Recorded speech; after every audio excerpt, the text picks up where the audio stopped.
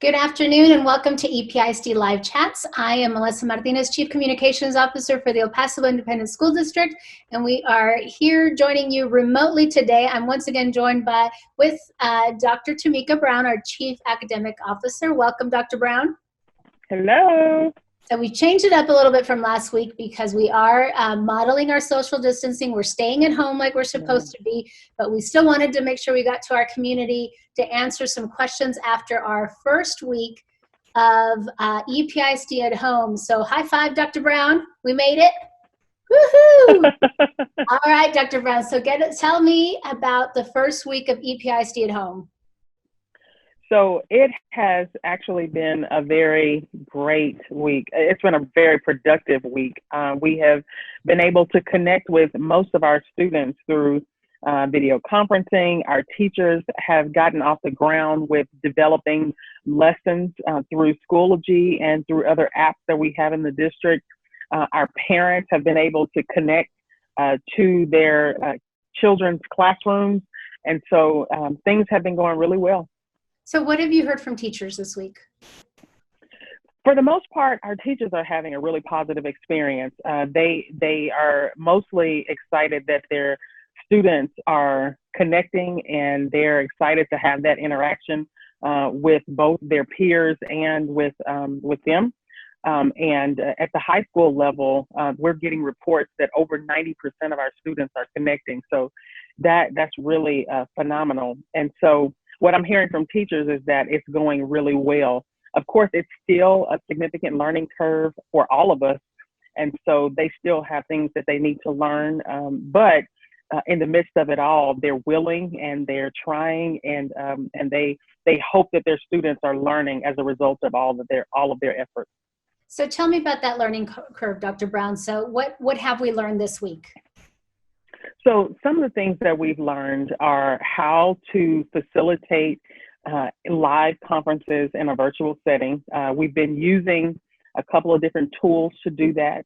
We're learning about those tools and how to safeguard ourselves from different things happening while we're in those live conferences.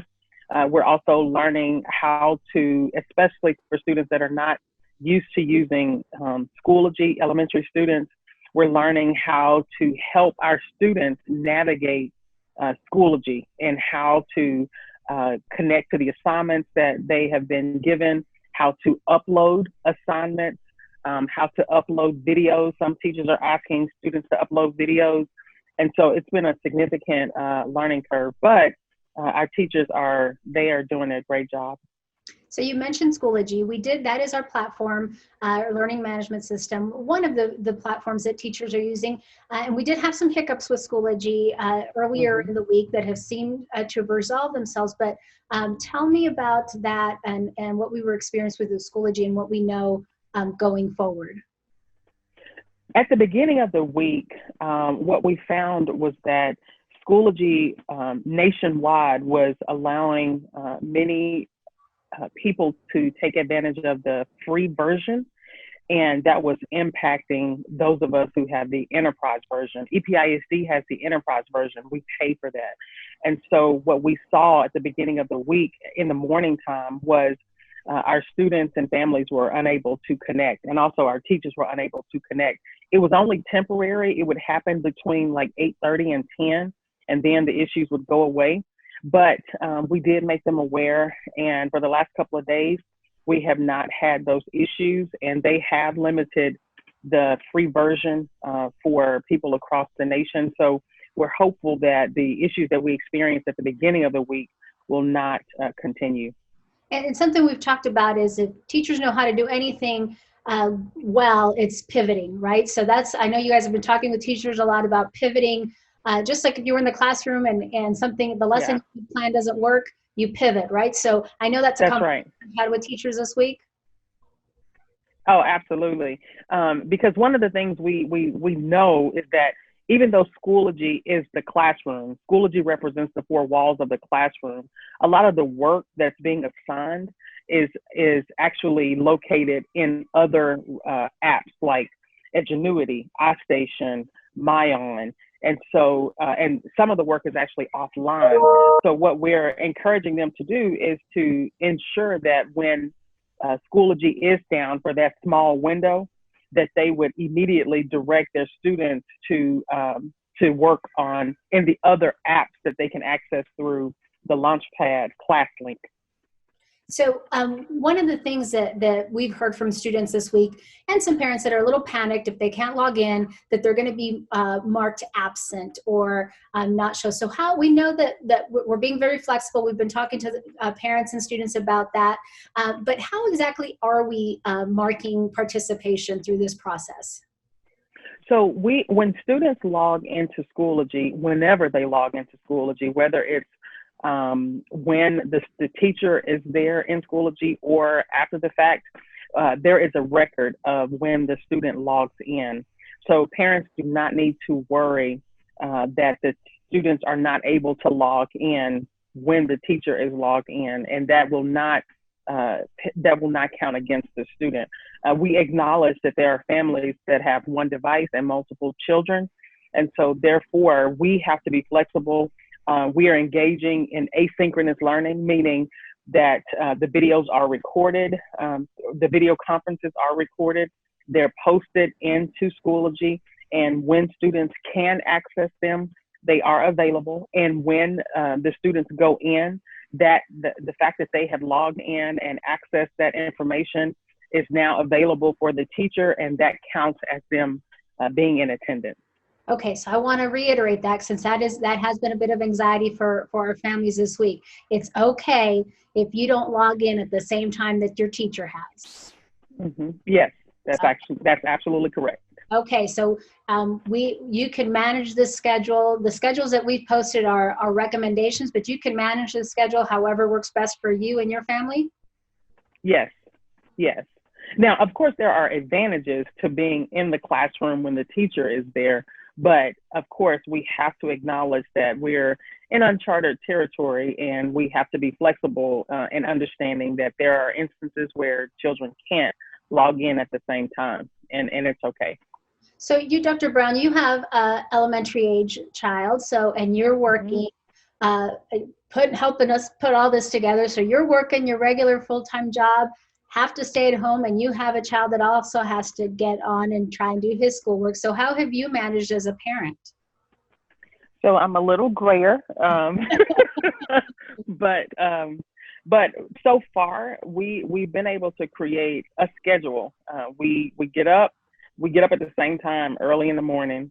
My first meetings are generally right at 8:30, and so we'll get my son started before we get started, so that he's able to do the work on his own without us having to assist. And then we'll stop in between meetings and get him connected to his video conferences.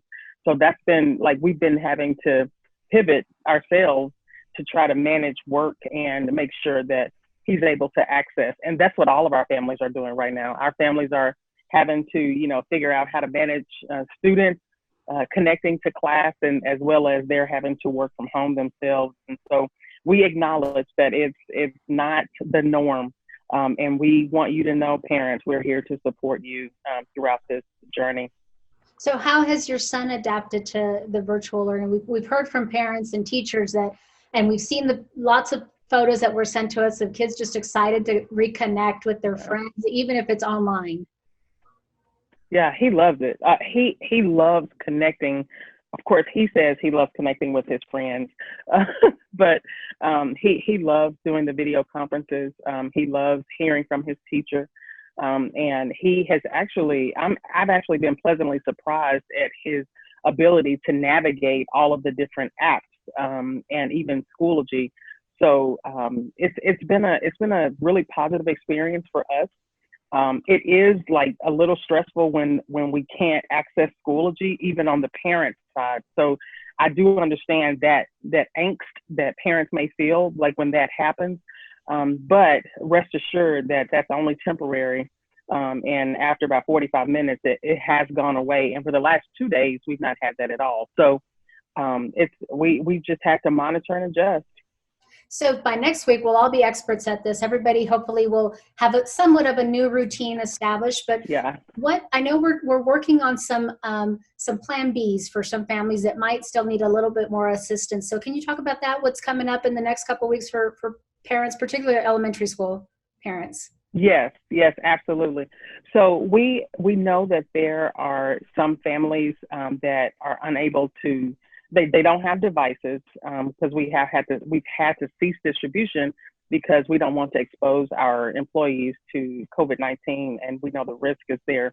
And so there are families that don't have devices. We do have a low-tech option. We are in the process of mailing packets home, their learning materials to all pre-K through 5th grade students. So every student pre-K through 5 will receive this learning packet. And whether or not they have a device, we're sending it to all students. And we're also giving it to all of our elementary teachers so that our families and our teachers have materials that can help them continue learning, even though they may not have a device. And so that's actually coming, parents. You can look for that. And we are using the addresses, the mailing addresses that we have in Teams. And so if for whatever reason your mailing address is incorrect, you may not get a packet. However, if that address is up to date, then those packets will be in the mail to you and you will receive them really soon. And parents, that's really important to note. We do need to have your updated information. This is always, times like this, we remind parents to go ahead and update your information. You can go into Parent Portal to check your contact information, make sure that everything is up to date, because as Dr. Brown stated, we will be mailing out packets to every pre-K through 5th grader in the district, whether or not you have a device. And so Dr. Brown, Right. then if I am a parent and with it, my child has a device, then do I make the decision I can use this as supplemental instruction, or how would I work that packet information in? We actually, our plan is actually the digital plan. So we want our parents to take advantage of all of the digital resources and the Schoology platform that we are offering. The paper packet is only if they don't have access to a device that will allow them to access EPISD at home virtually. Wonderful. All right. Well, then thank you, Dr. Brown. I think we've answered a lot of questions that we received from parents and students this week. So we look forward to continuing EPISD at home with all of our families. And next week, I think will be even better. I think we're excited to see all of the wonderful, creative, and innovative things that teachers are doing in their virtual classrooms.